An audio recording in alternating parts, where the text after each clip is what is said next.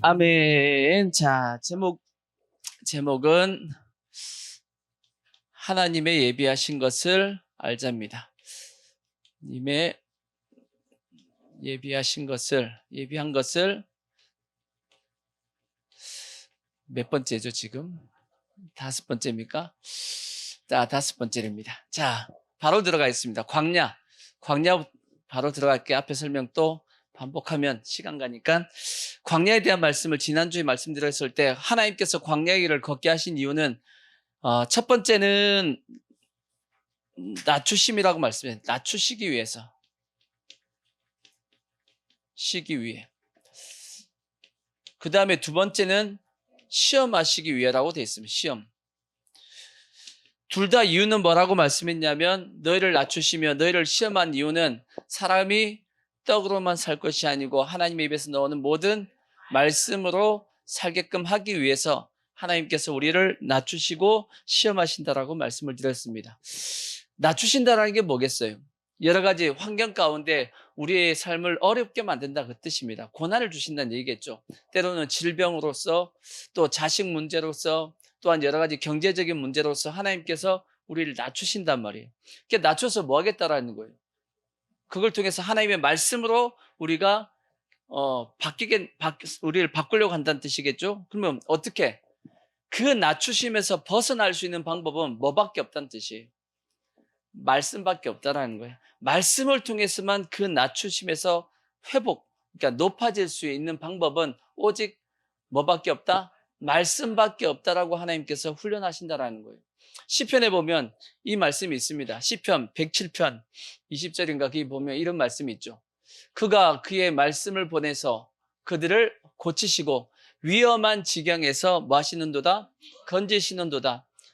그러니까 빠졌습니다. 낮아졌단 말이에요. 거기서 하나님께서 건지시는 방법은 뭘 통해서? 말씀을 통해서 건지신다라는 거예요. 그래서 이 광야 길을 걷게 되면 오직 낮아지면서 높아지는 방법은 뭐밖에 없다? 말씀밖에 없다라는 것을 하나님께서 깨닫게 만든단 말이에요. 그러니까 여러분이 여러 가지 경제적인 또한 자녀의 문제나 뭐 질병의 문제나 여러 가지 어떤 어려움을 당한다라면 인간적인 방법을 자꾸 쓰려고 하지 마십시오. 하나님께서 광야의 길을 걷게 하는 그 과정 속에서는 아무리 인간적인 방법을 쓴다 할지라도 회복이 안 돼요. 안 높아진단 말이에요. 어떻게 하면? 오직 말씀을 붙잡을 때면 하나님께서 그 낮아짐 가운데 주시는 말씀이 있어요. 하나님은 반드시 뭘 주시냐면 반드시 말씀을 줍니다. 이렇게 하라는 말씀을 준단 말이에요. 그 말씀을 붙잡을 때 어떻게 되냐면 그 문제에서 벗어납니다. 이해가 되시죠? 그래서 말씀한 것처럼 말씀을 보내서 그 문제를 회복시켜 주시고 고치시고 위경에서 건져 주신단 말이에요. 그래서 하나님께서 낮추시는 겁니다. 시험하는 것도 동일합니다. 시험도 왜 시험을 보냐? 그 앞에 있는 공부한 것을 시험 보는 겁니다. 앞에서 뭘 했냐면 홍해를 건넜죠. 홍해는 어떤 영적 의미를 가지고 있다고 말씀드렸냐면 예수 그리스도와 함께 나는 뭐 했고? 죽었고 그 다음에 장사 지냈고 그 다음에 회복되었다. 부활했다. 그것이 세례라고 말씀을 드렸습니다. 세례의 영적 의미는 예수와 함께 죽었고 그다음 장사 지냈고 장사 지냈다라는 것은 확실하게 죽었다 그 뜻이에요. 장사 지내기 전에 미리 뭐 해보냐면 확실하게 죽었는지 확인해 본단 말이야. 어설프게 죽었는데 안 집어넣어요. 장사 안 지내. 어설프게 죽은 사람은 장사 지내면 안 되지. 확실하게 죽은 사람은 장사 지낸단 말이야. 무덤에 집어넣는다고. 근데 그 상황에서 뭐 하냐면 부활하는 겁니다. 이것이 세례의 영적 의미고 그래서 나는 예수와 연합되었다. 예수에게 이루어진 사건은 곧 누구에게도 이루어진 사건이다. 나에게도 이미 이루어진 사건이고 예수님에게도 앞으로 이루어질 사건이 있죠. 예수님이 앞으로 남아있는 사건이 뭔가요? 예수님은 지금 하나님 보좌 우편에 앉아 계신데 이제 때가 되면 예수님께서 이 땅에 재림하여 오실 겁니다. 그때 우리는 뭐 하게 되죠? 부활하게 되죠. 부활하게 됩니다. 그리고 예수님께서 천년왕국으로 들어가실 때 우리도 천년왕국에 같이 들어간단 말이에요. 들어갈 때 예수님은 거기서 뭐 하시냐면 만왕의 왕이십니다. 왕이라고. 우리는 뭐예요? 쫄개예요? 아니요. 우리도 왕이야. 예수님이 왕이면 누구도 왕이다? 우리도 왕입니다. 아시겠죠? 예수님이 하나님의 자녀이기 때문에 우리도 하나님의 자녀라. 그래서 예수님께서 우리를 뭐라고 부르신다고요? 형제라 부르시기를 부끄러워하지 않는다고. 예수님이 우리를 형제라고 부른답니다. 그러니까 우리는 예수님을 뭐라고 불러야 돼요? 뭐라고 불러야 돼요? 형님 이렇게 부른다고. 형님 이렇게 부른다고. 왜 형제라고 동생아 아우야 그렇게 부른다고 예수님께서. 그러면 우리는 예수님을 형님이라고 불러야지. 예수님께서 그렇게 부르신다고 히브리서에 기록이 되어 있단 말이에요. 아멘. 그러니까 예수님에게 이루어진 모든 사건은 누구에게 이루어진다? 우리에게도 이루어지고, 그리고 이제 천년왕국이 지나면 마지막 우리가 어디에 마지막에 들어가냐면 새 예루살렘 성에 들어간단 말이에요. 그럼 새 예루살렘 성에 들어가면 거기서 뭐 하지? 우리는 뭐가 되죠? 거기도 똑같이 왕입니다. 왕으로 들어갑니다. 새 예루살렘 성도 우리가 왕으로 들어간다고 성경에 그렇게 기록이 되어 있다고. 그러니까 예수님에게 이루어진 모든 사건은 동일하게 누구에게도 이루어진다? 우리에게도 이루어진다 하는 것이 우리가 예수와 연합됐다 그 뜻입니다. 그 의미가 어디에 다 포함되어 있냐면 세례라는 의미에 다 포함이 됐어요. 세례. 예수와 나는 하나다. 연합되어 있다. 그게 세례의 의미란 말이에요. 아멘. 그래서 이것이 확실하게 되어졌는지 뭐 해보냐면 시험해 보는 겁니다. 그러니까 우리의 옛사람의 습관을 쫓아 살아가고 있는지 부활한 우리의 새 사람으로서 우리가 살아가는지를 하나님께서 테스트해 보는 거야. 근데 테스트 해봤는데 떨어지면 월반이 안 되는 거지. 붙으면 월반하는 겁니다. 지금은 뭐 시험을 잘 못 봐도 이제 월반하지만 대학교에 들어가면 F 받으면 어떻게 돼요? 또 공부해야 되잖아. 그죠? 또 공부해야 되듯이 동일하게 광야 가운데 누구는 계속 앞으로 전진하는 사람이 있고 누구는 계속 머물러 있는 사람이 있어. 그러니까 시험 잘 못 보면 계속 머무를 것이고 시험 잘 보면 계속 전진할 겁니다. 아멘. 그러니까 될 수 있으면 여러분과 우리가 다 시험 잘 보시길 바랍니다. 그러니까 근데 문제는 그냥 안 된다라는 거지. 그냥 안 돼. 네. 자, 그다음 말씀 이제 오늘 세 번째. 그다음 말씀 세 번째는 뭐냐면 잔꾀를 없애기 위해서. 잔꾀.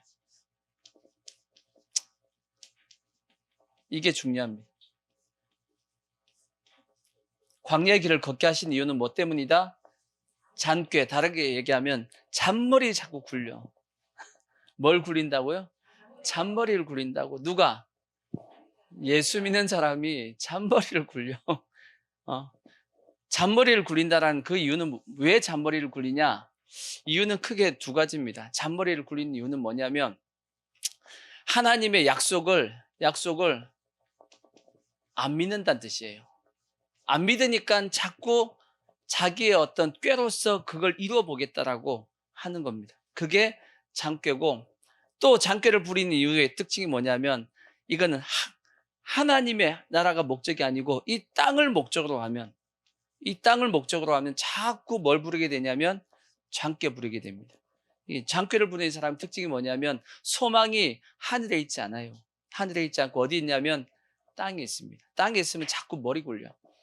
그래서 저도 마찬가지입니다. 저도 개척교회 시작하면서 제 스스로 딱 마음에 작심한 게 하나가 있습니다. 그게 뭐냐면 절대 양심을 속이지 말자. 목회자 양심을 속이지 말자. 뭐냐면 영혼들이 오고 이렇게 하다 보면 욕심이 생긴단 말이에요. 그래서 살짝 머리 굴려가지고 잡으려고 하고 뭐 이렇게 자꾸 구린다고. 그렇게 되면 하나님이 보시기에 어떻게 되냐면 하나님이 기뻐하지 않는 겁니다. 네, 그러지 말고 그냥 멍청하게 있자 그래서 그게 좀 멍청하게 보여도 하나님이 보시기에 제가 여러분에게 자주 기도할 때 또 말씀을 드릴 때 자주 하는 말씀이 뭐냐면 언젠가 우리가 주님 앞에 설 때입니다. 그죠? 거기서 다 결정나는 거예요. 이 땅에서 결정나는 것이 아니고 우리가 언젠가 주님 앞에 딱 섰을 때 거기서 모든 게 인생의 성공과 실패가 결정이 난다고. 아멘?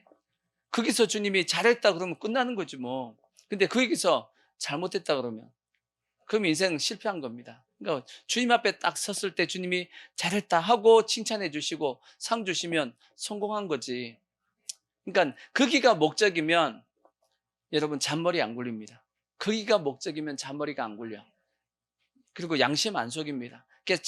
이 잔머리 굴리는 이유가 뭐냐면 당장에 눈앞에 있는 어떤 이익을 챙겨보려고 잔머리 굴리는 거거든. 그렇지 않나요? 당장에 눈에 보이는 이익이 내가 머리만 살짝만 굴리면 당장에 눈앞에 있는 어떤 이익을 탁 챙길 수 있으니까 머리를 굴리는데 그렇게 하지 않겠다라는 거지. 왜? 주님이 그거 다 보고 있어, 안 보고 있어? 다 보고 저놈이 잔머리 굴리네. 이렇게 보시면 그게 나에게 이익이 되겠냐는 거예요. 이익이 안 될 거기 때문에 그냥 어딜만 바라보고 저 주님 나라에 가서 이제 주님 앞에 섰을 때 그것만 딱 생각하고 그냥 뭐 손해 보든지 말든지 그냥 쭉 그냥 그것만 바라보고 그냥 가자는 겁니다. 그렇게 그냥 가야지만 나중에 주님이 책망하지 않겠다 그런 생각이 들었거든. 그래서 그렇게 하기 위해서는 내 양심을 속이지 말자고. 양심에 꺼리끼면 그냥 하지 말자. 사도 바울도 뭐라고 말씀했냐면 자기는 양심에 꺼리끼는 일을 하지 않았더라고 말씀했어요. 그래서 너의 피에 대해서 내가 깨끗하더라고 사도 바울이 고백했듯이 그가 그의 나름의 하나님 앞에 양심을 지켰기 때문에 그렇게 고백할 수 있었던 겁니다. 성경에 보면 잔꾀의 대가가 있어요. 잔꾀의 대가. 오늘 본문 말씀 읽었던 사람이 누군가요? 야곱이란 말이에요. 야곱이 이 잔꾀의 대가입니다. 대가. 야곱은 하나님의 약속을 뭐 하지 않았냐면 안 믿었어요. 야곱이 받은 하나님의 약속이 뭔가요? 야곱은 실제 태어나기 전에 하나님께서 야곱에게 약속을 주셨습니다. 그 약속이 뭐냐? 누구에게 주어졌냐면 리브가에게 주어졌습니다. 리브가에게 어떤 약속이 주어졌나요? 큰 자가 작은 자를 뭐 해준다? 뭐 한다? 섬길 것이다라는 말씀을 하나님께서 리브가에게 주셨어. 근데 성경에 보면 참 재밌는 게 있습니다. 보통은 가정에 남편과 있고 아내가 있으면 기도를 누가 많이 해요? 남편도 보통은 아내가 기도를 많이 합니다. 그죠? 아내가 기도 많이 하죠. 남편보다는. 근데 희한하게도 이 이삭과 리브가의 가정에서는 기도를 누가 많이 하냐면 이삭이 많이 해요. 성경에 보면 이삭이 리브가를 맞이할 때도 들에 나가서 그가 뭐 하다가 들에서 묵상하다가 기도하다가 누굴 맞이하냐면 리브가를 맞이했다고 했어요. 그러니까 이삭은 상당히 어릴 때부터 하나님하고 관계가 좋았던 그러한 어떤 사람 같아요. 그런데 이제 20년 동안 부부 사이의 관계 속에서도 애가 안 생겼단 말이에요. 애가 안 생기니까 그가 이제 기도를 하는데 보통 애가 안 생기면 누가 기도해요? 엄마가 기도하잖아. 한나처럼 막 그렇게 기도해야 되는데 리브가는 기도 안 하는 것 같아. 근데 성경에 누가 기도했다고 돼 있죠? 이삭이 기도했다고 그랬어요. 이삭이 기도해서 하나님께서 잉태하게 만들었단 말이에요.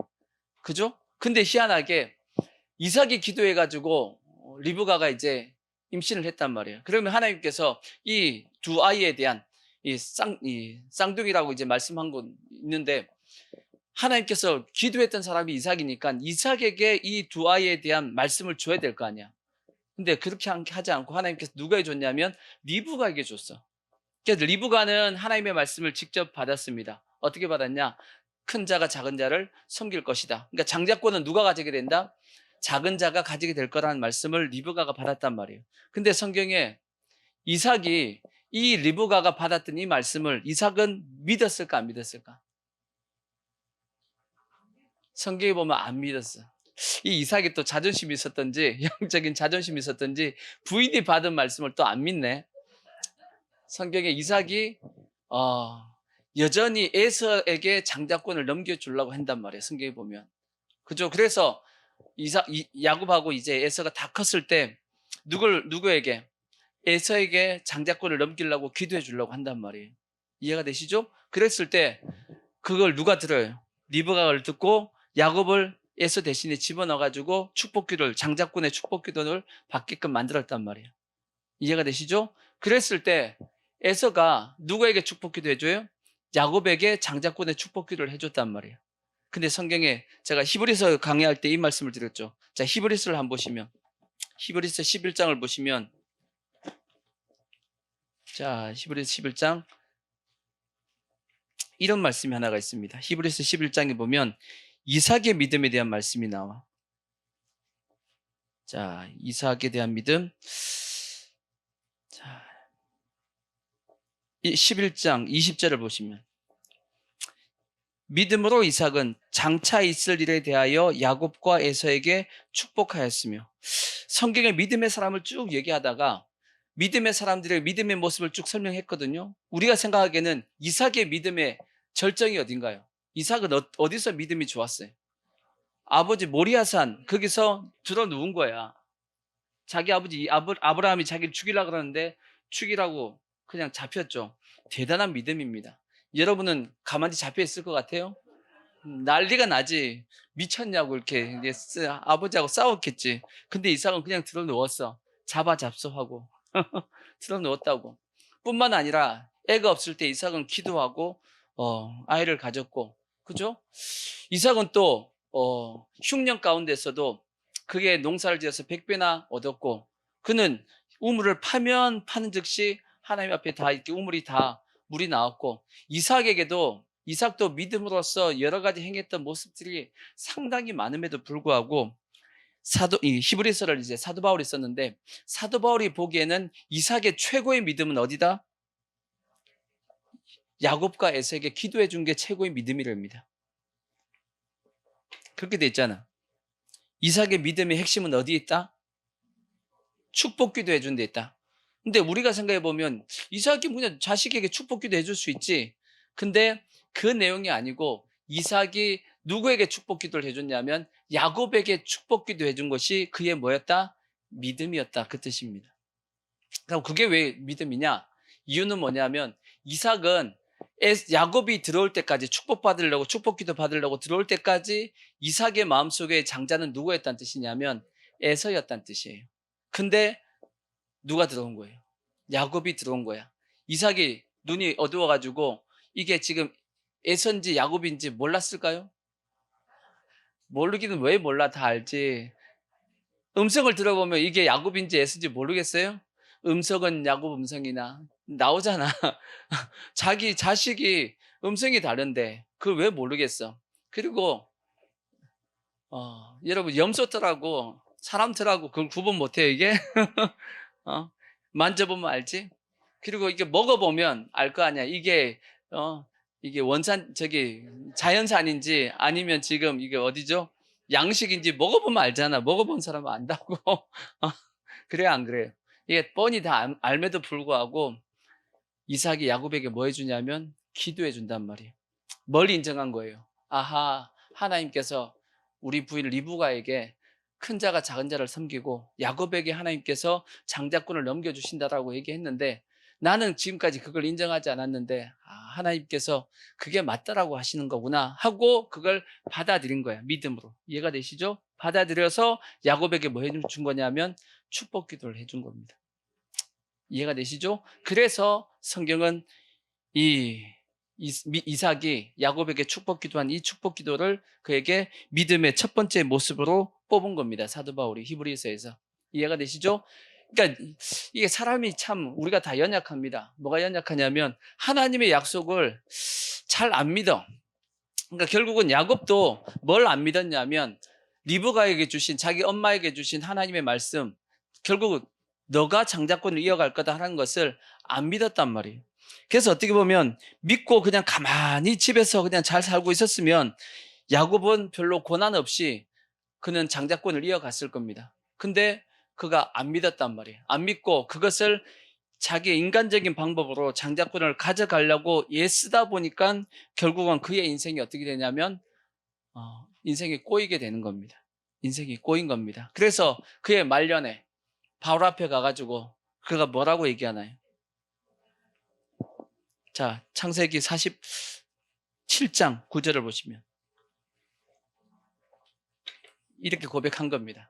야곱이 바로에게 아뢰되 내 나그네 길의 세월이 130년이다. 130년. 야곱이 이제 17년, 147년에 죽는데 130년. 그때가 130살 때입니다. 바로에 갔을 때. 내 나이가 얼마 되지 못하니 우리 조상의 나그네 길의 연주에 미치지 못하나 짧고 뭐한 험악한 세월을 보냈나이다. 제가 여러분의 인생이 험악한 세월을 보낼 수 있는 방법을 가르쳐 드릴게. 하나님의 약속을 안 믿으면 험악한 세월 보냅니다.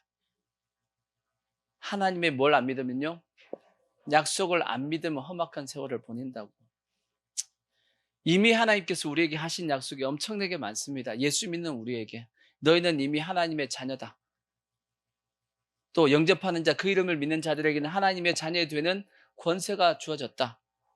그죠? 너희는 마음에 근심하지 말라. 하나님의 믿으니 또 나를 믿으라.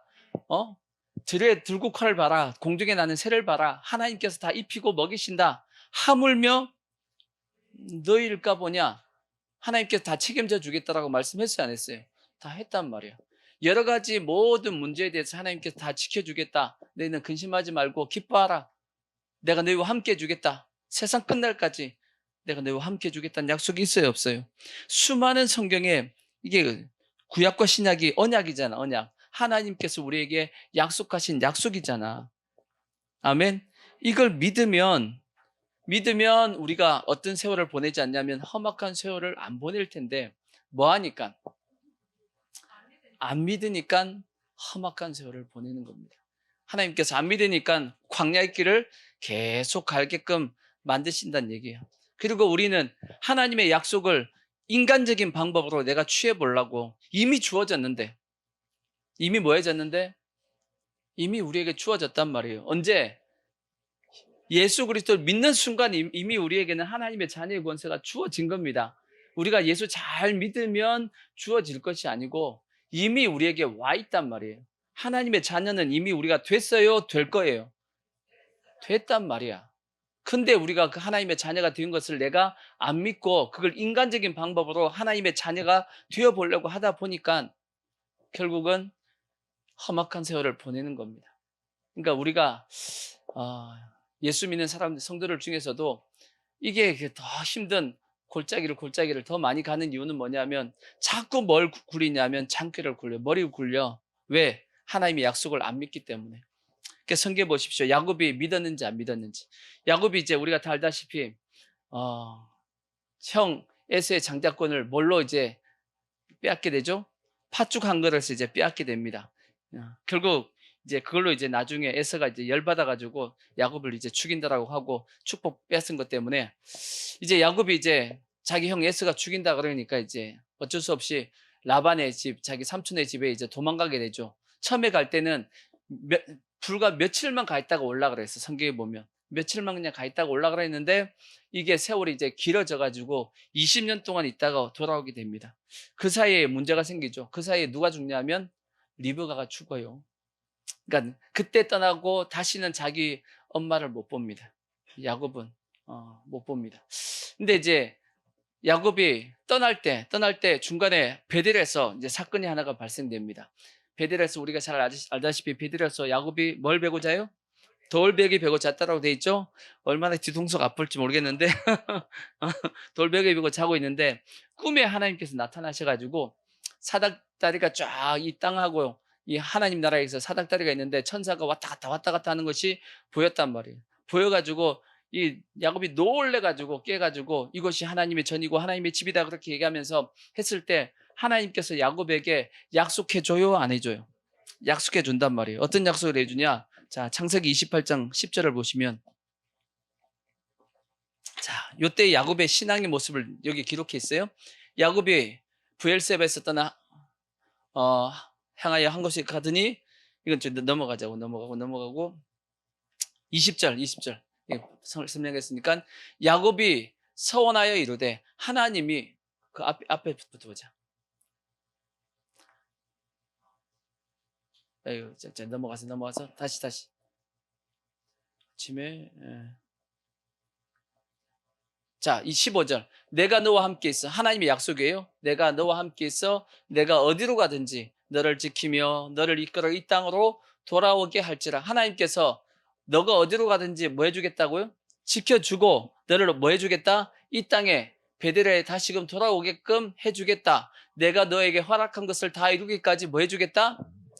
너를 떠나지 않겠다라고 약속했어요, 안 해줬어요? 했단 말이에요. 근데 야곱이 딱 잠이 깨어가지고 이르되 여호와께서 과연 여기 계시거늘 내가 알지 못하도다 하고 하나님의 집이고 하나님의 문이다 라고 얘기했습니다. 근데 그 다음에 20절을 보시면 그 다음에 야곱의 신앙이 딱 여기서 나오는 거예요. 야곱이 서원하여 이르되 하나님이 나와 함께 뭐 하셔서 계셔서 내가 가는 이 길에서 나를 뭐하고 지키시고 먹을 떡과 입을 옷을 주시어 내가 평안히 아버지 집으로 뭐하게 하면 돌아가게 하시오면 여호와께서 나의 하나님이 되실 것이요. 뭔가 내용이 이상하죠? 야곱은 하나님께서 말씀했는데 그걸 믿었다는 얘기예요? 안 믿었다는 얘기예요? 여전히 안 믿고 있어요. 여전히 안 믿고 있어. 그래서 그 다음 22절, 내가 기둥으로 세운 이 돌이 하나님의 집이 될 것이요 하나님께서 내게 주신 모든 것에서 10분의 1을 내가 반드시 하나님께 드리겠나이다 하였더라. 그러니까 하나님이 약속 방금 전에 하셨는데도 불구하고 야곱은 그 약속을 믿지를 못합니다. 이게 왜 그러냐? 야곱은 처음부터 뭐 하지 않았기 때문이에요. 약속을 안 믿는 사람이었기 때문이에요. 이해가 되시죠? 그러니까 어떤 세월을 보낸다고요? 험악한 세월을 보낸 겁니다. 그러니까 하나님의 약속을 믿고, 그러니까 우리도 예수 믿는 우리에게 이미 주어진 약속이 너무 많은데 그걸 안 믿으니까 자꾸 어디로 가냐면 험악한 세월로 가는 겁니다. 그러니까 야곱도 결국은 험악한 세월로 이제 들어서게 이제 되는 겁니다. 그래서 우리가 다 알다시피 삼촌 라반의 집에 이제 도착하게 되죠. 이삭이 야곱을 보내면서 뭐라고 얘기했냐면, 너는 너희 형 에서처럼 이 이방인 여자들 만나가지고 결혼하지 말고 너희 삼촌 라반의 집에 있는 딸들 중에서 아내를 취하라고 이제 얘기를 했어요. 그러니까 야곱은 이제 라반 집에 가가지고 뭐 하겠어요? 부인이 자기 부인 될 사람 누군가 하고 이제 찾겠죠. 찾는데 딱 보니까 누가 이뻐? 라헬이 이뻐. 남자는 무조건 누굴 봐요? 이쁜 것만 봐. 똑똑한 거 안 봐. 어. 어. 남자는 그래요. 성경에 보면 라헬을 위해서 일을 했는데 몇 년 동안 해요? 7년 동안 일하는데 그걸 어떻게 얘기했더라? 수일같이 얘기했더라. 그만큼. 근데 이제 그 삼촌 집에 딱 갔더니 라반이 어떤 사람이었냐면 야곱보다 더 뭐한 사람이에요? 머리가 더 잘 굴리는 사람이야. 장기가 더 센 사람이야. 그러니까 하나님께서 어떻게 훈련을 시키냐면 꼭 기억하셔야 돼. 하나님께서 내 장기를 깨트리는 방법은 나보다 더 센 사람 만나게 합니다. 그래서 사기당하게 만들어. 내가 머리를 살살 굴리는데 그 사람은 획획 돌려. 그래갖고 내 살살 굴리는 게 결국은 그 장기에 걸려든단 말이에요. 성경 보시면 야곱이 이제 제일 처음에 이제 야곱이 한 달 정도 이제 일해줬습니다. 라반 집에 일해주니까 라반도 미안했던 거야. 자기 삼촌도 야 너가 공으로 이제 뭐 일당도 안 받고 일해주니까 내가 미안하지 삭슬 정해라 하고 이제 라반이 야곱에게 얘기합니다. 그랬더니 야곱이 자기가 누굴 좋아하니까 라헬을 좋아하니까 툭 얘기합니다. 뭐라고 얘기해줘요? 내가 당신 딸 라헬을 위해서 7년 동안 내가 일하겠다. 삭 안 받고 오직 뭘 위해서? 그 딸 내가 이제 지참금이죠. 어떻게 보면 딸을 위해서 내가 7년 동안 일하겠다 그렇게 하고 일을 한단 말이에요. 그래서 7년 동안을 어떻게 일했어요? 수일같이 여기면 왜? 라헬하고 결혼할 걸 생각하고 기뻐가지고 이미 정해놓은 거니까 7년을 수일같이 열심히 일해가지고 일을 해줬단 말이에요. 근데 라반의 입장에서 한번 생각해봐요. 라반의 입장에서 7년 동안 열심히 일하는 놈이 낮밤도 아니 밤에 잠도 안 자고 양떼를 지키고 열심히 일하는 놈이 한 놈이 있는데 그 이제 라헬이 야곱이 7년 동안 일이 다 끝나게 돼 있어. 라반의 입장에서는 어떻게 하고 싶겠어요? 머리가 좋은 라반은 이놈을 더 시켜 먹어야 되는데 어떻게 더 시켜 먹을까? 어떻게 더 시켜 먹을까? 생각해 보니까 딸이 하나 더 있어. 근데 딸이 하나 더 있는데 이 큰 딸은 아무리 생각해봐도 야곱이 7년 동안 일해줄 딸이 아니야. 그죠? 라헬은 이쁘니까 야곱이 7년 동안 일해주겠다고 누가 얘기했어요? 야곱이 지가 얘기했어. 지가 얘기한 거야. 자기가 얘기한 거야. 근데 이 라반 입장에서 보니까 이 큰 딸은 이 알력이 부족했다고 돼 있는데 뭐 알력이니까 눈이 좀 안 좋았다는 얘기죠. 이게 봤다는 얘기일 수도 있고, 그러니까 야곱이 보기에 별로 이 라반도 보기에 별로 안 이뻤던 것 같아요. 그러니까 이 레아를 위해서도 7년 동안 일 시켜 먹어야겠는데 이런 생각이 라반에게 들었단 말이에요. 그래서 어떻게 했냐? 이게 다 라반의 작전이에요. 그 작전에 누가 걸려든 거예요? 야곱이 걸려든 거야. 그러니까 첫날 밤에 지금은 뭐 이게 불이 있고 이런 게 없잖아. 어두컴컴하게 이제 천막을 더 두껍게 했겠지. 전혀 이 달빛이 못 들어오게끔 컴컴하게 만들어 놓고, 또 저기 중동 가면 다 뒤집어 써 있잖아요. 다 뒤집어 써 있는데 누가 누군지 모르게 딱 해 놓고 이제 하룻밤을 지내게 만든 거야. 누구하고? 큰딸 레아하고. 아침에 야곱이 일어나 가지고 놀래 가지고 "왜 당신이 여기 있냐."고, 라헬이 아니고. 그러니까 막 하니까 이제 삼촌한테 따졌겠죠. "왜 내가 라헬하고 결혼하기 위해서 7년 동안 일했는데 왜 레아가 들어왔냐."고 하면서 했더니 "우리 지방에서는 뭐 큰딸 먼저 가야 된다."라고 핑계를 대면서 다 핑계입니다, 핑계입니다. 그러면서 선수를 쳐요, 라반이. 어떻게 선수 쳐요? "내가 둘째 딸도 줄 테니까, 결혼시켜 줄 테니까 7 년을." 이거는 야곱이 얘기한 게 아니에요. 누가 얘기해요? 라반이 얘기한 거야. 만약에 야곱에게 또 품삯을 정하라고 얘기했으면 야곱은 뭐라 그랬을까요? 레아를 위해서 7년 동안 일한다고 했겠어, 안 했겠어? 안 하지. 1 년도 안 한다 그랬을 거야, 아마. 어? 싫어. 성경에 보면 야곱이 레아를 별로 안 좋아했어요. 안 좋아했어. 그래서 결혼하고 나서도 레아한테는 잘 안 가고 어디에만 자꾸 가요? 라헬한테만 갔다라고 성경이 돼 있단 말이에요. 근데 그걸 누가 보시고? 하나님께서 보시고, 누가 불쌍해 가지고? 레아가 불쌍해 가지고 하나님께서 어 레아에게 자식을 계속 낳게 해준 거야. 성경에 보면. 이해가 되시죠? 그러니까 야곱이 또 누구한테 당한 거예요. 라반에게 또 당했어. 그래서 7년 동안 또 어떻게 일을 해요? 또 똑같이 7년 동안 일을 해준 거야. 그러니까 14 년을 일했는데 실상 7 년만 일하면 될 것을 14 년을 일을 한 겁니다. 누굴 위해서? 라반을 위해서 일을 했단 말이에요. 그러니까 야곱이 자꾸 머리 굴리다가 누구한테 대통당하는 거냐면 라반한테 당하는 겁니다. 마찬가지로 우리도 마찬가지야. 여러분이 자꾸 머리 굴리잖아요. 머리 굴리면 여러분보다 더 센 사람이 나타나 가지고 여러분을 자꾸 속일 겁니다.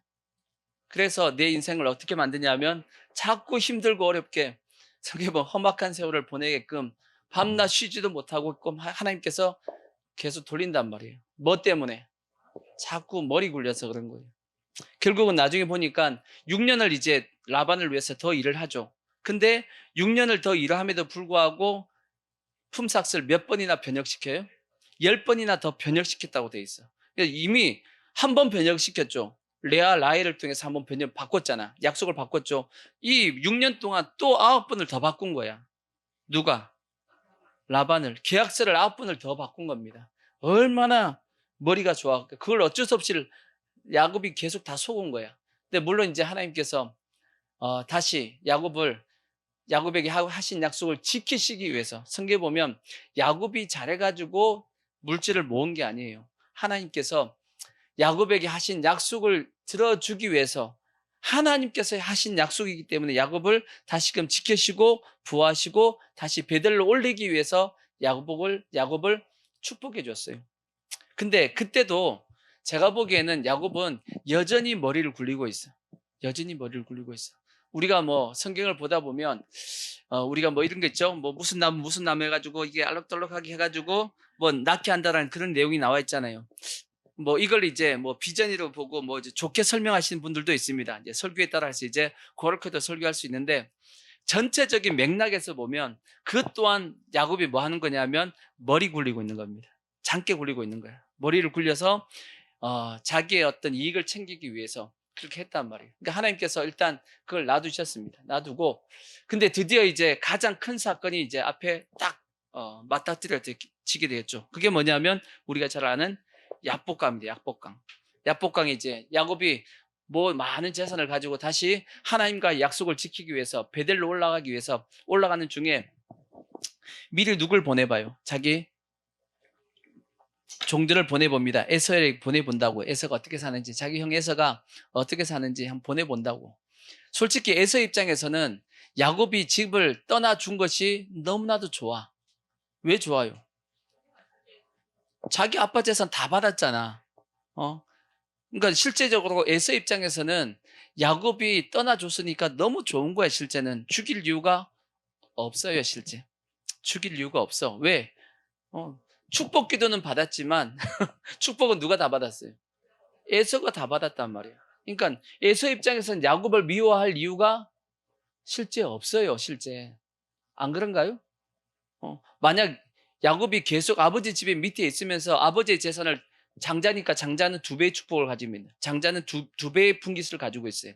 두 배의 분깃을 가지기 때문에 성경에 보면 에브라임과 므낫세가 누구의 자식이 되냐면 야곱의 자식이 되죠. 그래요, 안 그래요? 여러분이 이 이스라엘 땅 지도를 보면 이스라엘이 몇 지파예요? 12지파인데 새알려 보면 몇 지파예요? 12지파 플러스 레위 지파가 하나 더 있어고 13지파가 나온다고. 그죠? 저는 세신자 때는 아무리 세알려봐도 12명이 아니고 13명이요. 세신자 때 성경 읽는데. 그것 때문에 내가 한참 헤맸다고. 왜 13지파냐고. 분명히 12개였는데. 나중에 알고 봤더니 요셉한테 두 지파가 나온 거야. 에브라임과 므낫세 지파가 나온 거죠. 왜 에브라임과 므낫세 지파가 이스라엘의 지파가 되었냐? 12지파 중에 들어가게 되었냐? 그 이유는 뭐냐면 요셉이 뭐 했다는 뜻이에요. 장자였다는 뜻이야. 하나님이 보시기에는 장자는 누구다? 요셉이었기 때문에 하나님께서 두 지파를 주신 겁니다. 이해가 되시죠? 장자의 명분으로서. 그래서 야곱의 12지파 속에 들어가게 된 거예요. 이해가 되시죠? 영적 의미가 그런 의미인데, 그래서 이제 뭔 얘기 하려고 했지? 하여튼 까먹었다. 뭔 얘기 하려다가. 하여튼 이제 그래서 야곱이, 그죠. 에서가 손해볼 일이 아니잖아. 야곱이 다 죽어갔으니까, 뺏어간 게 하나도 없으니까 에서 입장에서는 야곱을 죽일 이유가 없는데, 야곱은 어떻게 생각하냐면 에서가 자기를 죽일 거라고 지금 생각하고 있는 거예요. 그죠? 왜? 자기가 장자권을 뺏었기 때문에. 근데 에서 입장에서 보면 야곱이 싫을 이유가 없어. 떠나줬으니까 감사한 거지. 근데 야곱 입장에서는 무서운 거야. 누가? 에서가 자기를 뭐 할까봐? 죽일까봐. 그런데다가 400명을 거느리고 온다고 지금 얘기하네? 야, 400명을 왜 데리고 와요? 그러니까 에서가 야곱을 뭐 해주려고? 보호해주려고 오고 있는데 야곱은 뭐 한다고 지금 생각하고 있는 거예요? 죽인다고 지금 생각하고 있는 거예요. 그래서 자기 자식은 다 야복강을 다 보냅니다. 처자식 다 보내고, 다 종들도 다 보내고, 양떼들도 소떼들도 다 보내고 나서 야곱이 혼자 어떻게 남아있어요? 야복강을 안 건너고 다 혼자서 이제 남아있는데 누가 찾아오신 거예요? 하나님이 찾아오신 겁니다. 하나님이 찾아오셔가지고 야곱하고 밤새도록 뭐 한 거예요? 씨름했다고 그러지. 무슨 씨름을 했을까요? 실제적으로 이제 삿바 싸움을 했을 수도 있어요. 막 하고 싸울 수도 있어. 물론 싸웠을 겁니다. 근데 하나님이 야곱에게 요구하신 것이 뭐겠어요? 하나님이 야곱에게 요구한 것이 뭐겠어요? 그치? 야복강을 건너서 내가 너한테 약속했잖아. 뭘 약속했어요? 내가 지키시고 보호하겠다고, 지키고 보호해주겠다고 약속했잖아. 그래서 내가 너와 함께해서 너가 지금까지 지키고 보호해서 너가 이 많은 양떼를 얻어서 지금 여기까지 오게 했잖아. 건너. 내가 널 뭐 해줄 테니까, 지켜줄 테니까, 보호할 테니까 건너자고. 근데 야곱은 뭐 하는 거예요? 못 건넙니다. 못 건넙니다. 왜? 형이 나 죽일라 그럽니다. 안 죽인다니까. 하나님이 안 죽여. 믿어. 건너자. 절대 안 됩니다. 하고 밤새 뭐 한 거예요? 밤새 실험한 거예요. 예, 하나님은 가라. 전 못 갑니다. 여러분들도 그러잖아. 하나님이 하자. 못 합니다. 죽습니다. 그 가면 망합니다. 버팅긴단 말이에요. 결국은 하나님께서 어떻게 하셨어요? 성경에 보니까 환도뼈를 쳤다 그랬어요. 환도뼈를 왜 친 거예요? 야곱이 도망 못 가게 만들라고. 너 힘으로서는 아무리 달려도 이제 못 도망간다. 하나님께서 여러분을 코너로 모십니다. 코너로 몰아가지고 더 이상 어찌할 수 없는 데까지 몰아간다고. 그때 순종하면 환도뼈가 이렇게 맞는 거란 말이에요. 꼭 얻어터지고 이렇게 순종해야겠냐고. 어차피 순종할 거 제가 자주 말씀드리잖아. 언제 순종하라고요? 화평할 때 순종하라고. 화평 중에 순종하라고. 분명히 성경에 화평 중에 불렀다라고 돼 있잖아, 성경에. 근데 화평 중엔 절대 말 안 들어. 근데 위기 가운데 가가지고 코너에 몰려가지고 환도뼈에 맞아가지고. 근데 결국은 환도뼈에 다 맞습니다, 보면 성도들이. 그래서 쩔뚝쩔뚝하고 이제 형 앞에 나가게 되죠. 그래서 신앙은 이 쩔뚝거림의 신앙이 돼야 됩니다. 실제는. 이게 쩔뚝거린다는 얘기를 이제 영적으로 하면 뭐냐면 우리가 어떤 일을 하려고 할 때도 그냥 내 생각대로 확 하지 않습니다. 하나님 앞에 물어봐요. 하나님 할까요? 말까요? 절대 내 마음대로 행동 안 합니다. 하나님 앞에 물어보고 하나님이 하라 그러면 그때 하고 아니면 안 하고. 아멘. 그게 절뚝거림의 신앙이에요. 내 마음대로 빨빨거리고 안 돌아다닌다는 얘기예요. 하나님 앞에 계속 물어보는 신앙. 그게 절뚝거리는 신앙입니다. 근데 그게 잘못된 것이 아니고 그게 맞아요. 그게 맞는 겁니다. 근데 드디어 이제 야곱이 쩔뚝쩔뚝하면서 에서에게 나갔더니 에서가 불쌍히 여겨가지고 껴안고 이제 뭐 하여튼 그렇게 해서 화해하게 되는데, 그렇다고 해서 야곱이 또 여전히 장꾀가 없어졌냐? 아닙니다. 성경에 보면 야곱이 여전히 장꾀를 또 써요. 베델까지 안 올라갑니다. 성경에 보면 안 올라가고 중간에 또 머물러요. 어디에 머물러요? 세겜에 또 머물러. 그래서 거기다가 뭘 짓고 또 외양간을 짓고 거기다가 또 정착을 해버리네. 그러니까 하나님께 또 큰 사건을 또 일으켜가지고 하여튼 그죠, 큰 살인 사건을 일으켜가지고 결국은 어디에 가게끔, 베델로 올라가게끔 한단 말이에요. 근데도 야곱이 깨졌냐? 안 깨져요. 야곱은 웬만해서 안 깨집니다. 그래서 이제는 누구한테도 다 속냐면 자식한테도 속아요. 자식한테도 속임을 당합니다. 뭘로 속였어요? 자식들이 요셉이 죽였다고 속였잖아. 요셉을 죽였다고 속였잖아. 몇 년 동안 속아 있었어요? 몇 년 동안 속아 있었어요? 뭔 13년이요? 17세였지. 총리가 된 게 30세니까 17년 지났죠? 7년 흉년이 지났지. 20년이지. 그 다음에 흉년 2년, 3년째인가 2년째, 3년째 사이에 들어왔으니까 총 한 22년 내지 23년 동안 야곱은 자기 아들 요셉이 죽었다고 생각하고 있었어. 근데 한번 생각해 봐요. 자기 자식, 자기가 가장 사랑했던 여인의 아들입니다. 솔직히 다른 아들은 별로 안 쳐다보고 누구만 좋아했어요? 요셉만 좋아해가지고 옷도 어떻게 했어요? 딴 애들은 그냥 아무거나 입히지만 자기 아들 요셉은 채색 옷을 입혔어. 제일 좋은 걸 입고. 그래서 이제 형제들이 기분 나빠가지고 이제 팔아 넘겼잖아. 그렇게 사랑했던 요셉을 죽은 줄 알고 23년을 산 겁니다. 얼마나 고통스러워했어요, 야곱이. 그죠? 그 고통을 보고 자식들이 어떻게 생각했어요? 성경에 보면 그 아버지가 고통당한 걸 보고 제가 예전에 한번 유다에 대한 설명을 한 적이 있죠. 유다에 대한 설명을 한 적이 있는데 이 형제들이 유다를 막 욕했단 말이에요. 왜? 누가 팔았으니까. 유다가 팔았거든. 유다가 팔았습니다. 그 형제들 중에서 루벤은 요셉을 어떻게 해주려고 살려보려고 했고, 근데 유다가 팔아가지고 보니까 죽이자고 한 사람은 누굴까 생각해보면 시므온일 가능성이 제일 커. 왜냐하면 요셉이 누굴 감옥에 집어넣나요? 시므온 감옥에 집어넣어버려. 제가 보기에는 시므온이 아마 죽이자고 했을 가능성이 제일 큰 것 같고, 그래서 요셉이 저 형은 좀 감방을 좀 집어넣어야겠어 하고 집어넣은 것 같아 하고, 그 다음에 이제 유다가 팔았단 말이에요. 그러다 보니까 형제들이 자기 아버지가 너무 힘들어하니까, 요셉이 죽은 걸로 인해서 너무 고통스러워하니까 누구를 원망하냐면 유다를 원망해요. 유다를 원망하니까 유다가 에이 지들 다 같이 해놓고 나한테 책임을 떠넘기네 하고 유다가 집을 떠납니다. 그게 창세기에 기록이 돼 있잖아. 그 내용입니다. 그러니까 집을 떠나고 있었던 내용들. 그리고 이제 나중에 사건 이후에 유다가 다시 돌아와가지고 이제 회개하고 한 내용들이 이제 그렇게 기록이 돼 있는데, 그러니까 끝까지 보십시오. 야곱은 끝까지 뭐 하냐면 잔머리를 계속 굴리다가 계속 속아요. 누구한테? 삼촌한테 속고 자식한테 속고, 그 속은 세월 동안 가슴앓이를 얼마나 했겠냐고. 이해가 되시죠? 그래서 그가 고백한 게 뭐 했다고요? 험악한 세월을 보냈다고. 그러니까 여러분 절대 뭐 하지 말자. 잔머리 굴리지 말자. 장꾀를 부리지 말자고. 뭐 하자고요? 믿자고. 하나님의 약속. 하나님이 알아서 하신다니까. 성경은 하나님이 우리를 위해서 모든 걸 다 뭐 했다고요? 예비했다고. 하나님이 다 준비해 놨다고. 여러분을 부르시기 전에 이미 하나님은 우리를 위해서 필요한 모든 것을 다 예비해 놓고 우리를 불렀다는 얘기입니다.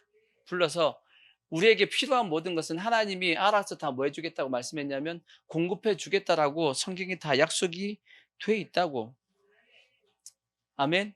그러면 우리는 뭐 하면 되냐? 그 약속을 믿고 그냥 하나님 말씀에 순종하면 가장 좋은 거예요.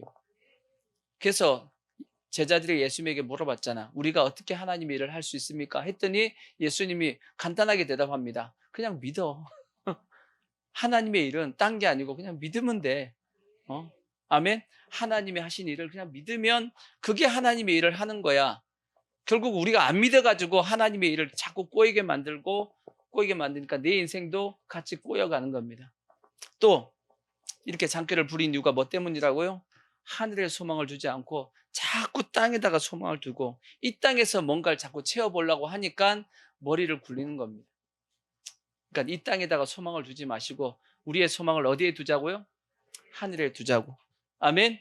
결국은 이렇게 낮추시고 시험하고 그 다음에 장꾀를 부리는 것은 동일하게 다 뭐 때문이냐면 하나님께서 이것도 말씀이에요. 결국은 말씀대로 살게 하려고.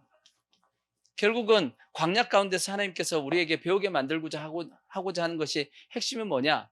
첫 번째 크게 보면 결국은 말씀입니다. 말씀대로 살라는 거지. 말씀대로 사는 것이 가장 좋은 겁니다. 아멘. 그래서 부지런히 말씀을 봐야 돼. 신명기 6장에 있는 말씀처럼 부지런히 말씀을 여러분 보시고 듣고 읽고 원천지에다 다 기록하시고. 자, 재밌는 얘기 해줄까요? 전 목사님이 옛날에 학생 때 갓 예수 믿고 성령 세례 받고 나서 자기 누나하고 이제 자취를 했단 말이에요. 누나하고 자취를 하는데 그 은혜 받아갖고 말씀을 온 천지에 다 적어놓은 거야. 온 벽에다가 붙이고 천장에다 누워서도 보려고 천장에다 붙이고 온 집에다 다 붙였대.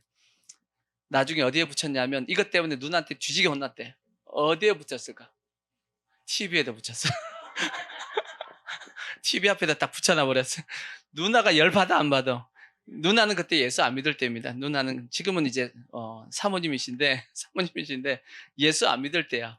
근데 온 천지에 그냥 누나를 어머니가 전 목사님 어머니가 누나를 왜 보냈냐면 자기 아들 교회 못 다니게 만들려고 언명을 해가지고 보냈단 말이야. 근데 전 목사님이 전도해가지고 결국 사모님이 됐어요. 근데 그렇게 딱 와가 무장을 하고 왔대. 자기 누나가 이제 엄마의 명을 받고 무장을 해서 자기 동생을 교회 못 가게 하려고 딱 했는데 와봤더니 온 천지에다가 다 말씀을 적어놓고 마지막에는 TV에다가 말씀을 딱 붙이는 바람에 열받아가지고 대판 싸웠대잖아. TV에는 붙이지 마십시오. TV 위에다가 붙이는 게 괜찮은데 TV 못 튀기는 게 괜찮은데 TV 앞에다가 화면에다 붙이면 당연히 욕먹지. 나라도 화내겠다. 아무리 하나님 말씀이지만 TV 화면에다 붙이면 아니지 그거는. 그죠? 하여튼 그만큼 말씀을 뭐 하겠다는 얘기냐면 사모하고 가까이 두겠다라는 거야. 그렇게 우리가 그런 마음을 가지고 하나님 말씀을 해야 된단 말이에요. 가까이서. 아멘. 그래서 열심히 하나님 말씀 보시고 그래서 자 디모데후서 3장 14절을 보면 하나님의 말씀은 이렇다라고 기록이 되어 있어요. 3장 14절 보시면 자 그러나 너는 배우고 확신한 일에 거하라. 너는 내가 누구에게서 배운 것을 알며 또 어려서부터 성경을 알았나니 성경은 능히 너로 하여금 그리스도 예수 안에 있는 믿음으로 말미암아 구원에 이르는 지혜가. 이 말씀을 통해서 뭘 주신다고요? 구원에 이르는 지혜를 주신대. 여러분 잔꾀하고 지혜는 달라요. 잔꾀하고 지혜는 달라. 지혜는 뭐냐? 하나님의 말씀을 경외하는 게 지혜입니다. 하나님을 경외하는 것이 지혜의 근본이거늘 미련한 자는 그렇게 성경에 말씀하고 있잖아. 그죠? 하나님의 말씀을 경외하는 것 그리고 하나님의 말씀을 좋아하는 것 그것이 지혜야. 근데 그래서 지혜는 어디서 오냐면 말씀에서 오는 겁니다. 말씀은 여러분 지혜롭게 지혜롭고 싶다. 그러면 뭐 하면 되냐면 말씀 많이 보면 지혜로워집니다. 성경에 분명히 그렇게 말씀하고 있어요. 그래서 성경에 고린도전서 1장에 보면 미련한 자가 지혜로운 자를 부끄럽게 만든다라고 말씀했단 말이에요. 자, 그 다음에 뭐라고 되어 있냐면 모든 성경은 16절 모든 성경은 하나님의 뭘로 됐어요? 감동으로 된 것으로. 모든 성경은 인간이 쓴 게 아닙니다. 인간이 쓴 게 아니요. 이거는 하나님이 성령이 감동해서 썼다라고 되어 있어요. 하나님이 쓰신 거란 말이에요. 그래서 교훈, 그 다음에 책망, 바르게 함, 의로 교육하기에 유익하니 이는 하나님의 사람으로 뭐하게 만들고, 그렇죠? 이렇게 해서 온전하게 만듭니다.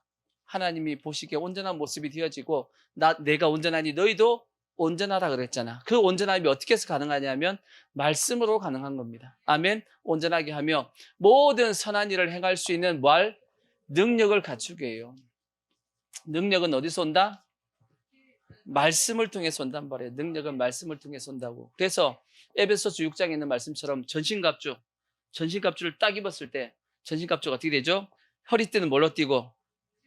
진리의 허리띠를 띠고, 가슴에는 의의 흉배를 붙이고, 머리에는 구원의 투구를 쓰고, 그 다음에 또 신발은 복음의 신 신고, 그 다음에 여기는 뭐예요? 방패, 믿음의 방패 쓰고, 그렇죠? 성령의 검, 곧 하나님의 말씀을 가져라, 그렇게 말씀했다. 마귀와 싸울 수 있는 능력은 어디서 나온다? 말씀에서 나오는 거예요. 능력은 말씀에서 나온다고. 그러니까 여러분 능력을 행하고 싶어? 그러면 말씀 알아야 돼. 믿습니다. 믿는다고 되는 게 아니고 말씀을 믿어야지. 그러니까 한국교회 성도들이 말씀 없이 성령 사역하다가 사고 치는 거예요. 말씀 없이 무슨 사역을 하면 반드시 뭐 한다? 사고 친다. 그래서 항상 여러분이 어떤 사역을 하든지 뭘 하든지 간에 말씀으로 뭐 해야 되냐면 보증을 받아야 돼.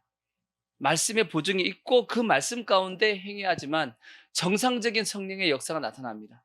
근데 한국교회 그게 잘 안 돼. 지금 성도들 그냥 은혜 받았다 그러고 성령 충만 받았다 그래가지고 막 사고를 칩니다. 근데 보면 여러분 성령이 역사할 때는 뭐도 같이 역사냐면 악령들도 같이 역사할 때가 많아요. 근데 그걸 뭘로 분별해내야 되냐면 말씀으로 분별해내야 돼.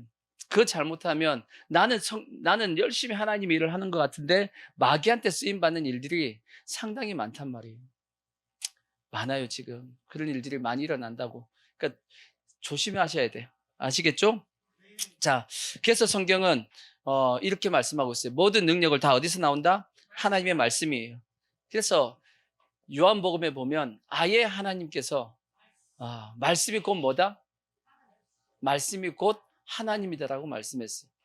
태초에 말씀이 계시니라. 이 말씀이 하나님과 함께하고 계셨으니 이 말씀이 곧 하나님이시니라. 그렇게 돼 있어. 그러니까 모든 능력은 다 말씀에서 나온다. 하나님은 우리에게 모든 걸 공급하냐면 말씀으로 공급해 줍니다. 근데 중요한 것은 방금 전에 말씀드렸듯이 말씀은 뭘로 보증을 받아야 되냐면 말씀으로 보증을 받아야 돼요. 말씀은 뭘로 보증을 받아야 된다? 말씀으로 보증을 받아야 됩니다. 자, 그 말씀이 어디 있냐? 이사야서 34장 16절을 보시면 너희는 여호와의 책에서 찾아 읽어보라. 이것들을 가운데 뭐한 것이? 빠진 것이 하나도 없고 제짝이 없는 것이 없으리니 이는 여호와의 입이 이를 명령하셨고 그의 영이 이것들을 모으셨습니다. 이 성경을 누가 모았다고 이렇게? 성경이 몇 권이에요 이게? 66권이죠. 신구약 39, 27, 66인데 이걸 다 누가 모으셨다고? 하나님의 영이 모으셨다. 성령님이 모으셨다라고 말씀하고 있다고. 근데 이 하나님이 빠진 것이 있게끔 아니 없게끔 하셨고 다 뭐가 있어요? 짝이 있어. 그래서 말씀은 뭘로 해석해야 되냐면 말씀으로 해석해야 돼. 아시겠죠? 말씀을 보증하는 말씀이 꼭 있습니다. 꼭 기억하셔야 돼. 내가 어떤 응답을 받고 말씀을 받았잖아요. 그 응답과 그걸 받은 것을 보증하는 말씀이 반드시 있어. 만약에 여러분이 그 말씀을 보증하는 말씀이 없으면 그거 하면 안 돼. 아시겠죠? 그거는 하나님이 주신 게 아닐 가능성이 큽니다. 그러니까 그런 걸로 우리가 다 뭐 해야 되냐면 분별해야 된다라고. 그래서 베드로가 자, 베드로후서 1장 20절에 보면 이런 말씀이 있어요. 제가 왜 이 말씀을 드리냐면 이 지금 현재 온 세상에 지금 말씀이 지금 문제가 많이 생겼어. 먼저 알 것은 성경의 모든 예언은 어떻게 하라고요? 사사로이 풀 것이 아니니 예언은 언제든지 사람의 뜻으로 낸 것이 아니요 오직 성령의 감동으로 받은 사람들이 하나님께 받아 말씀한 것이다. 베드로는 사사로이 풀지 말라 그랬어. 사사로이 풀지 말고, 그러니까 성경 해석을 성도들 보면 하여튼 웃겨. 하여튼 성경을 자기 마음대로 해석을 해.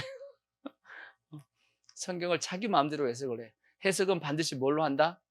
말씀으로 하셔야 돼. 아시겠죠? 여러분이 받은 응답 뭐든지 다 뭘로 보증을 받아야 된다고? 말씀으로 보증을 받으셔야 돼요. 아시겠죠? 특히 하여튼 자꾸 뭘 임한다 받는다 하신 분들이 더 열심히 뭐 해야 되냐면 말씀을 알아야 돼. 그래야지만 마귀한테 안 속습니다. 여러분의 열심을 마귀가 확 악하게 쓸 수 있어요. 간단합니다. 어떻게 쓰면 되냐? 말씀만 살짝 왜곡시키면 돼. 아무리 열심히 있다 할지라도 말씀이 왜곡되면 그 열심은 곧 뭐가 되냐면 이단이 돼버려요. 아시겠죠? 여러분의 열심이 그대로 그 열심이 하나님 앞에 인정받기 위해서는 반드시 뭘로 보증을 받아야 되냐면 말씀으로 보증을 받아야 돼. 아시겠죠? 근데 지금 현재 한국교회가 원체 지금 이것이 혼탁해졌기 때문에 지금 그것이 지금 위험한 겁니다. 이제 다시금 말씀을 정리하면 하나님이 결국은 이 광야의 길을 걷게 하신 이유는 뭐 알게 하려고?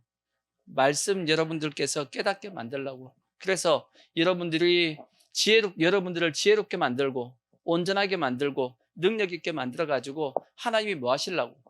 쓰시려고. 하나님이 그냥 여러분들을 훈련시키는 게 아닙니다. 훈련시키는 이유는 반드시 있어. 뭐 하려고? 하나님의 일에 쓰시기 위해서 여러분을 지금 현재 훈련시키는 것이고 광야의 길을 걷게 하신단 말이에요. 결국 광야의 길을 걷게 해서 나중에 어디를 들어가야 돼요? 가나안 땅에 들어가야 돼요. 가나안 땅에 들어가야 된단 말이에요. 가나안 땅에 들어가서 뭐 해야 돼요? 이제 들어가기 위해서는 싸워야 돼요. 영적 싸움을 해야 된단 말이에요. 성경에도 보면 성경에 가나안 땅에 들어가기까지의 전쟁이 몇 개가 있어요. 이스라엘 백성들이 제일 처음 광야에 나와가지고 한 전쟁이 뭔가요? 뭔 전쟁이죠? 아말렉과의 전쟁이잖아. 아말렉과의 전쟁을 할 때 이스라엘 백성들에게 말씀이 있어요, 없어요? 이스라엘 백성들이 말씀으로 이게 훈련이 됐어요, 안 됐어요? 안 돼 있단 말이에요. 안 됐으니까 전쟁을 하면 돼, 안 돼? 하면 안 된단 말이에요. 근데 전쟁을 안 할 수가 없어. 왜? 아말렉과의 전쟁을 안 할 수가 없는 상황이 됐어. 그랬더니 전쟁을 어떻게 해요? 모세가 산에 올라가가지고 뭐 하죠? 두 손 들고 기도하고 있습니다. 그 전쟁은 누가 싸우고 있는 거냐면 모세가 싸우고 있는 거야. 밑에서는 여호수아하고 그 군대가 막 열심히 싸우고 있는 것처럼 보이지만 모세가 손을 들면 뭐하고? 이기고 모세가 손을 내리면 지는 겁니다. 백성들, 군대에게는 뭐가 없었다는 얘기냐면 능력이 없었다는 얘기야. 누구에게 능력이 있었다? 하나님이 모세에게 그 모든 능력을 주신 겁니다. 마찬가지로 새신자들이 교회 와가지고 어떤 문제가 해결됐다고 막 기도 응답됐다고 좋아하시면 그 새신자가 능력이 있어 그런 게 아니에요. 뒤에서 누가 있어? 기도하는 자들이 있어. 착각하시면, 근데 내 능력이라고 착각하고 교만하시면 안 돼. 아시겠죠? 처음 예수 감 믿었을 때 말씀이 없는 상태에서, 말씀이 나에게 없는 상태에서 어떤 영적 싸움에서 승리했다 그러면 내가 아직까지 말씀이 무장이 안 됐는데, 내가 싸울 능력이 없는데 어떻게 내가 이겨? 뒤에서 누군가가 뭐 하고 있다? 기도하고 있는 겁니다. 그렇게 생각해야지만 교만하지 않고 겸손히 순종하고 가는데, 지가 잘난 줄 알고 그냥 막 하면 하나님 앞에 맞아. 아시겠죠? 근데 이제 40년을 다 광야 생활을 하고 난 다음에 이제 이 요단의 동편 쪽에 있던 아모리 지역하고 바산 지역, 아모리 왕 시온, 바산 왕 옥이 있었단 말이에요. 그 전쟁할 때는 모세가 산에 올라와서 기도해야 안 해요? 기도 안 해요. 그냥 내보냅니다. 싸워라 하고 나간단 말이에요. 뭐가 됐기 때문에? 이미 무장이 됐기 때문에. 뭘로? 말씀으로 무장이 됐기 때문에 충분히 싸울 수 있는 능력을 갖춘 겁니다. 40년이 지난 이스라엘 백성들은. 이해가 되시죠? 그래서 이제 가나안 땅 안에 들어가서, 요단강을 건너 가나안 땅에 들어가서 영적 싸움을 해도 이길 수 있는 거예요. 뭘로 무장이 돼 있으니까? 하나님의 말씀으로 무장이 되어 있기 때문에, 광야를 통해서 그들이 말씀으로 무장을 했기 때문에. 그러니까 오늘날도 마찬가지입니다. 우리가 저 천국을 향해서 요단강을 건너 저 천국에 들어가기까지는 반드시 우리가 뭘로 무장이 되어 있어야 되냐면 말씀으로 무장이 되어 있어야 돼요. 아시겠죠? 하나님이 1차적인, 이외에도 이제 다음 또 있지만 1차적인 하나님께서 우리에게 낮추고 시험하고 장꾀를 없애고 하는 이 모든 목적은 딱 한 가지입니다. 뭘 갖추게 만들려고? 하나님의 말씀을 갖추게 하려고. 아멘. 그래서 우리 모든 성도들이 하나님 말씀 더더욱더 여러분 사랑해 주시고 사랑하셔야 돼. 그래서 더욱더 말씀 가까이 하시고, 요즘은 좋잖아요. 앱을 통해서 그냥 다 듣잖아. 저도 많이 틀어놔요. 말씀을 저는 찬송도 옛날엔 많이 틀어놨는데 요즘은 말씀을 많이 틀어놔. 말씀을 많이 틀어놓고 성경 막 읽어주는 거 있잖아. 그죠? 빨리 읽어. 요즘 막 빨리 읽는 것도 있고 천천히 읽는 것도 있는데, 빨리 읽는 것만 해가지고, 빨리 읽는 것은 한 달에 한 번 더 들어요. 이렇게 막 내가 안 읽어도 지가 읽잖아. 지가 지가 막 읽어 제끼잖아. 그러니까 얼마나 좋아. 그러니까 말씀을 늘 가까이해서 내 심령 가운데 항상 말씀이 이렇게 흐르고 있어야 돼요. 그래서 우리 이런 게 있습니다. 딱 아침에 깨면 보통 이게 두 가지가 항상 이게 자동적으로 굴러가게 돼 있어야 돼. 그게 뭐냐면 찬송이 하나 굴러가야 됩니다. 잠을 딱 깨면 뭔가 찬송이 하나가 딱 돌아가고 있어. 안 그런가 봐. 찬송이 돌아가고 있고, 또 뭔가 말씀이 하나가 살짝 떠올라 이렇게. 요 두 가지가 항상 이제 이게 굴러갑니다. 그러니까 내 입에서 성경에 보면 말씀을 읊조린다고 그러죠. 읊조린다고. 이게 이제 말씀이 이제 계속 이게 떠오르는 것이고, 또 그것이 또 찬송입니다. 찬송이 이제 이렇게 계속 뭔가가 굴러가듯이 세상 음악이 막 이렇게 흘러가지 말고 찬송이 흘러가고 말씀이 이렇게 계속 뭔가 내 심령 가운데 머물러 있는 그러한 삶을 살 때, 그게 지혜로운 삶이 되고 온전한 삶이 되고 능력 있는 삶이 되고, 그것이 하나님께서 광야에서 우리에게 원하시는 목적입니다. 그렇게 해서 꼭 우리 모든 성도들 될 수 있는, 광야는 뭐하게?